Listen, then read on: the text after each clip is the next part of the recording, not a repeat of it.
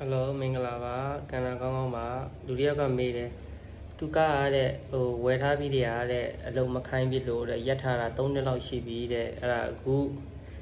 ကားလေးနည်းနည်းခိုင်းစရာရှိလို့တဲ့ဘာလို့ရမလဲတဲ့ဘာမှလုပ်စရာမလိုပါဘူးအင်ဂျင်ဝိုင်တိုင်းရေတိုင်းပြီးတော့ချက်ချင်းမောင်းရုံပါပဲပြီးတော့ကားတစ်စီးကိုမခိုင်းမဲနဲ့2နှစ်3နှစ်4နှစ်5နှစ်ဒီတိုင်းထားမယ်ဘာတွေထိန်းသိမ်းဖို့လို့လဲဘာမှထိန်းသိမ်းဖို့မလိုပါဘူးဘာဖြစ်လို့လဲဆိုတော့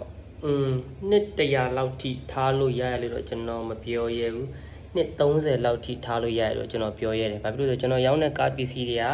1988ခုနှစ်က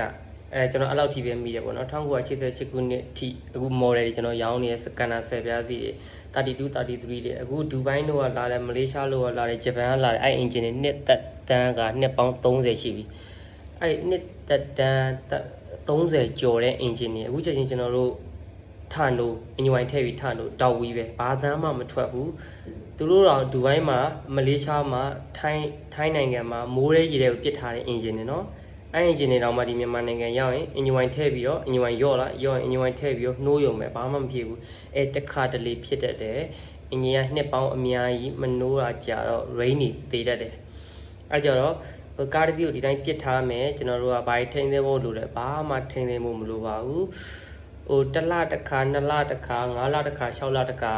အင်ဂျင်ကိုနှိုးပေးရင်တော့ကောင်းတာပေါ့ဒါပေမဲ့မနှိုးပေးနိုင်လေဘာမှမဖြစ်ပါဘူးနှစ်ပေါင်း30ကျော်မိုးရဲရေထဲမှာထားတဲ့အင်ဂျင်တွေတောင်မှနှိုးဝင်တောက်ဝီးပါဘာလို့လဲသိလား This is called ကတော့ဂျပန်လေးသိရမလား